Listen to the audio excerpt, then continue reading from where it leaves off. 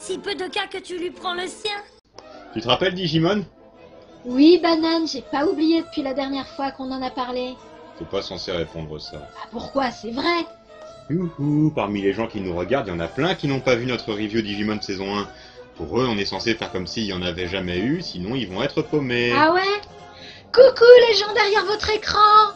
Ceci est notre deuxième vidéo sur Digimon. Regardez la première, sinon vous allez être paumés.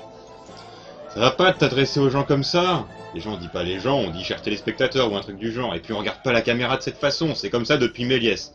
Alors tu arrêtes de me faire chier. Chers téléspectateurs, on n'est pas à la télé, on est sur Internet. T'en fais pas un peu trop là? D'abord, t'es pas censé me dire tu te rappelles Digimon, mais tu te rappelles Digimon Adventure 02 parce qu'aujourd'hui, c'est de la saison 2 qu'on parle. Ok, alors tu te rappelles Digimon Adventure 02? D'ailleurs, ça me fait penser, dans la vidéo précédente, tu as merdé avec ton histoire de Google qui était en fait des goggles. Oh, ça va, hein, t'as eu la flemme d'écrire le script alors tu m'as laissé faire. J'ai fait une faute de frappe, voilà tout. Le G et le O sont pas si près sur le clavier. Bon, qu'est-ce qu'on disait à propos de Digimon? Que tu t'en rappelles. Oui, mais avant qu'on parle de la saison 2, j'aimerais éclaircir quelques points qu'on n'a pas pu développer dans la première vidéo. On a suivi dans la saison 1 un groupe d'enfants aspirés dans une dimension parallèle qui se révèle être la matérialisation du réseau Internet, ce qui nous fait découvrir que notre réseau est un vaste bordel avec des données défectueuses partout. Ce monde est menacé par un quatuor d'affreux méchants pas beaux qui, s'ils triomphent, risquent de le détruire.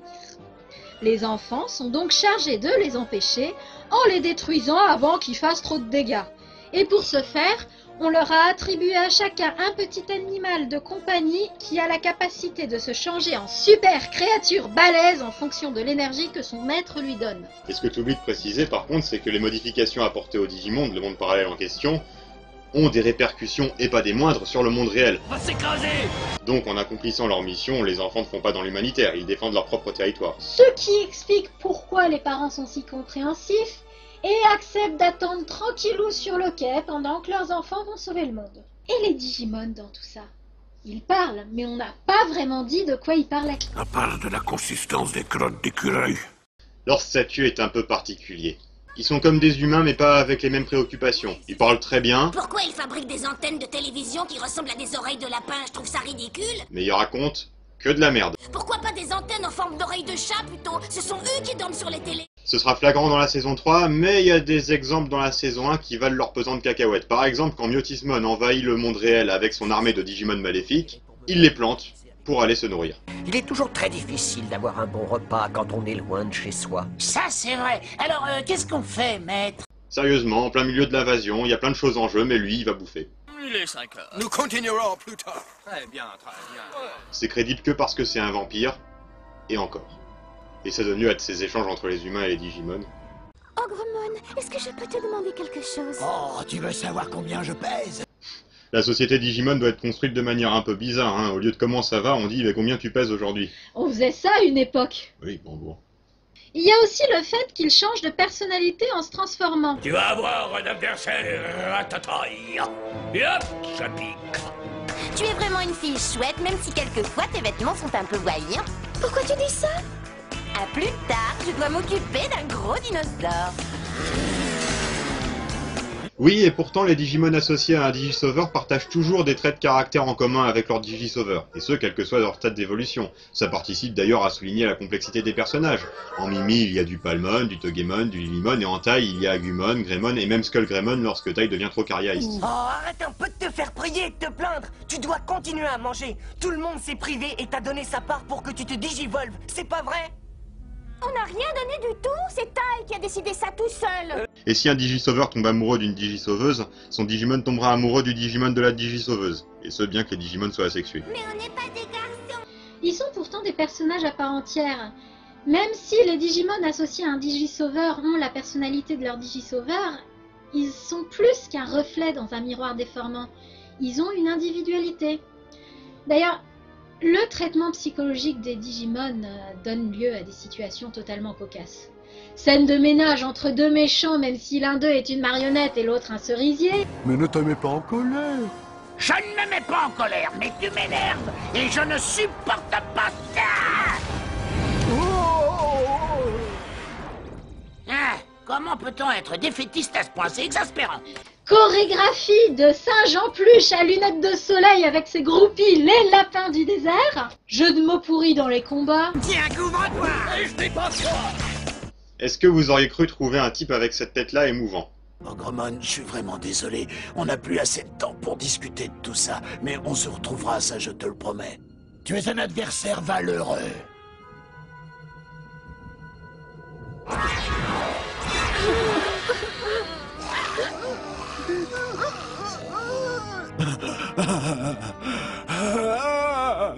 Mieux encore, concernant les Digimon associés à un Digisauveur. À un moment donné de la série, les Digimon associés à deux personnages très différents fusionnent pour former des Digimon plus puissants.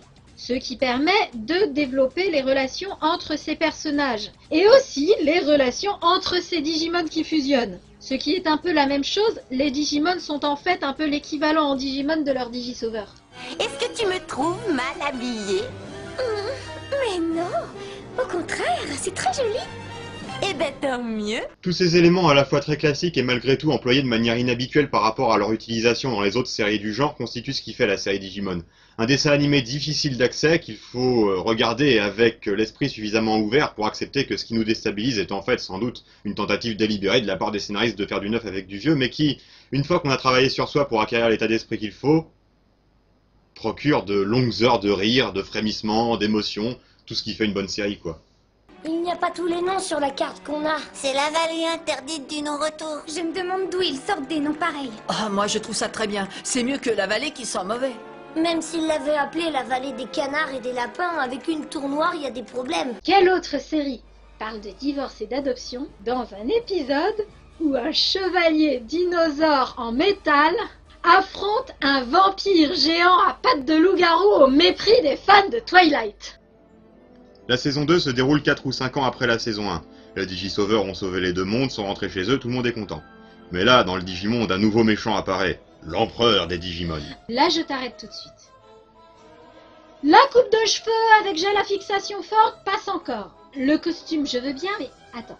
L'empereur des Digimon? Oui, il est modeste, hein. Cet empereur des Digimon menace... On est vraiment obligé de l'appeler comme ça? C'est son nom de super vilain, c'est pas pire que Captain Boomerang ou Black Adam. Mais ça sonne mieux en anglais. Bon, si tu veux. Alors, ce brave Digimon Emperor, c'est toi qui as demandé, a placé des tours noirs un peu partout dans le Digimonde et elles empêchent les Digimon des Digisauveurs de se digivolver. Même avec les Digivice? Digi non, car la digivolution est digifacilitée et non pas digipermise par les Digivice.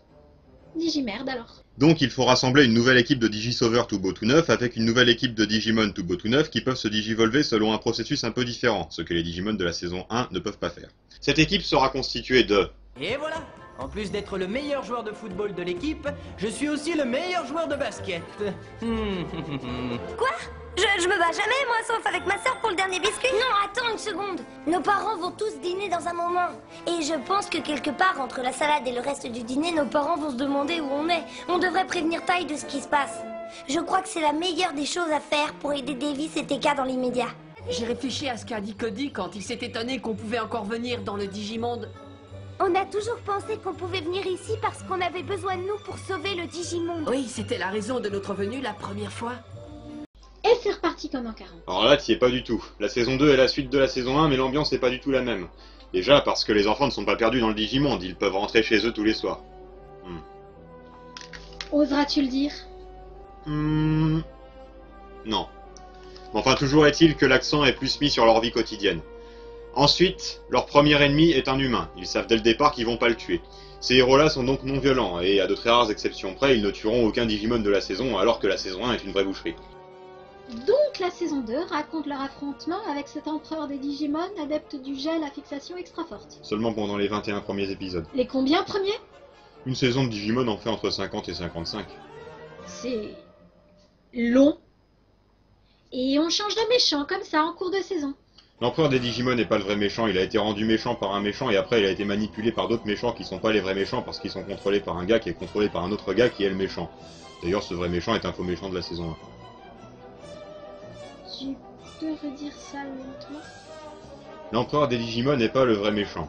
Il a été rendu méchant par un méchant et après il a été manipulé par d'autres méchants, qui ne sont pas les vrais méchants parce qu'ils sont contrôlés par un gars qui est contrôlé par un autre gars qui est le méchant. D'ailleurs, ce vrai méchant est un faux méchant de la saison 1. Si vous avez mal à la tête, vous en faites pas, ça passera au bout des 30 premiers épisodes. Moi je préférais la saison 2 à la saison 1 parce que les personnages sont plus attachants.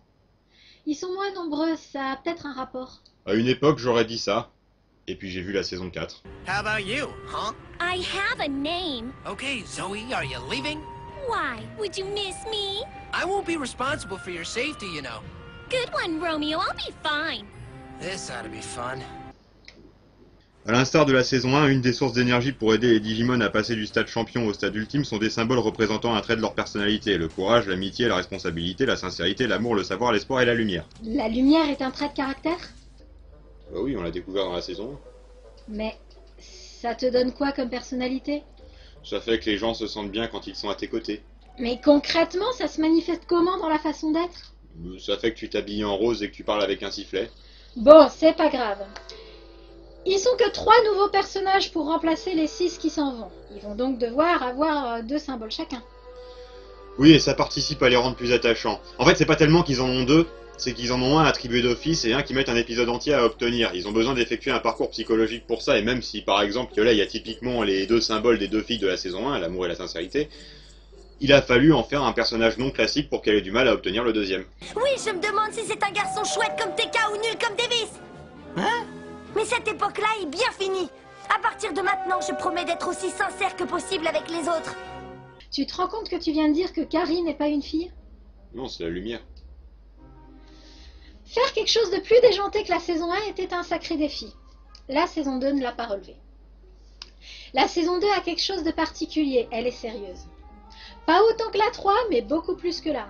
Les personnages de la saison 2 sont des authentiques bisounours, ils ne tuent pas. Nous ne déplorerons donc dans cette saison que 10 morts qui comptent vraiment, dont 5 des mains des gentils. Dans la saison 1, c'était 20, dont 8 par les gentils. Pourtant, le ton dans la saison 2 est plus grave, on a déjà un peu expliqué pourquoi, mais globalement, la psychologie des personnages est plus fouillée. Et on sent, plus que dans la saison 1, qu'il se passe des choses importantes. On n'est que des enfants. On n'est pas que des enfants, on est des digisauveurs. Je sais. Importantes, mais je te rappelle, qui n'ont aucun rapport avec la prophétie de la saison 1. Ce sont des retombées de cette prophétie qui engendrent très indirectement le scénario. Sinon, fidèle à la tradition instaurée par la saison 1, la saison 2 introduit des éléments de scénario un peu bizarres qui ne font pas l'objet d'énormément d'éclaircissements. L'exemple le plus célèbre étant celui de l'épisode 13. Un épisode un peu hors contexte, un peu freestyle, résolument Lovecraftien, et qui se termine comme ça.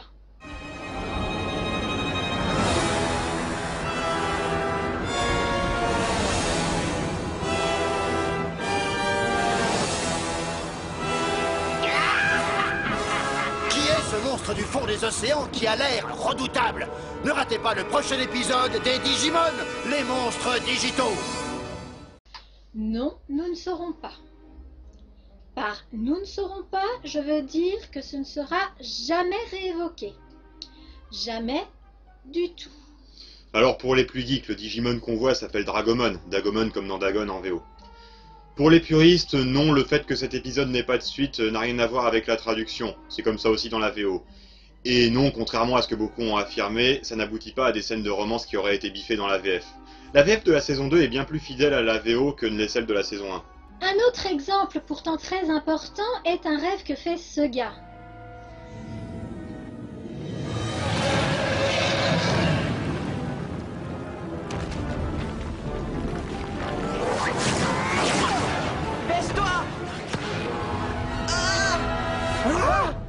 Aucune des images ne sera jamais expliquée. Il faut avoir joué à des jeux sur WonderSwan pour comprendre. Autre chose, il s'est passé des trucs entre la saison 1 et la saison 2. 2 trucs majeurs. 1. Les Digisauveurs de la saison 1 ont affronté un Digimon qui a infecté Internet un peu avant la saison 2. C'est important. C'est même dans un long-métrage. Tu t'es trompé de long-métrage. Ah oui.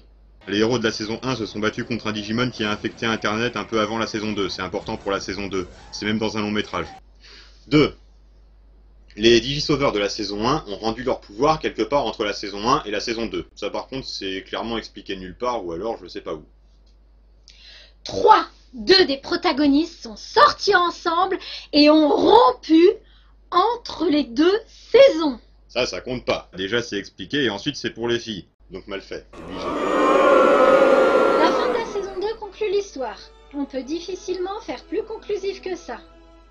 Les autres saisons se passeront dans un univers parallèle avec des personnages qui n'ont strictement rien à voir. On peut même les regarder comme des séries à part. Dans une prochaine vidéo, nous parlerons de la saison 3. En attendant, disons de cette saison-là qu'elle mérite qu'on s'en souvienne. Tu m'as demandé, ô tout-puissant empereur? Je t'ai trouvé très courageux tout à l'heure pendant la bagarre, tu sais, mais tu as cassé tes belles lunettes. Et comme on le sait, le chef des Digisauveurs ne serait pas lui-même sans ses belles lunettes. Alors, je veux t'offrir les miennes. C'est fini, Gigi, là. T'inquiète pas, je te laisserai jamais tomber, non. Si on est jeunes, et alors on est des experts.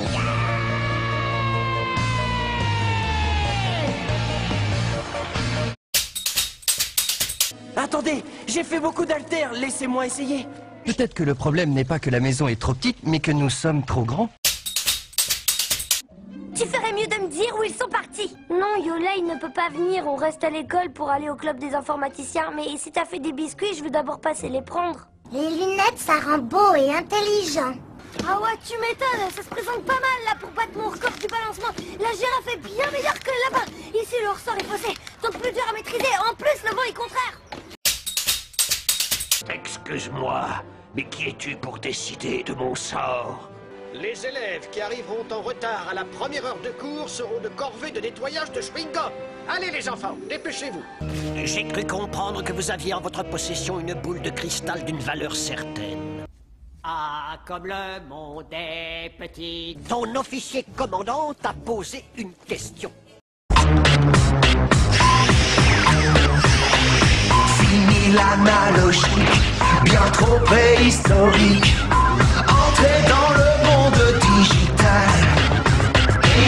Soyons tous les héros du royaume des 1 et 0. Abandonnons tout ce qui est banal. Ne fais pas bugger mon système, car ça pourrait nous faire très mal. Oui, soyons digital. Soyons digital. Yes, soyons digital. Soyons digital. Soyons digital. Yes, soyons digital. Le virtuel c'est bien, c'est le seul bon chemin. Le cyberespace est fantastique. Le cyberespace est fantastique. Le tout numérique, c'est vraiment magnifique. Pour nager dans une puce électronique.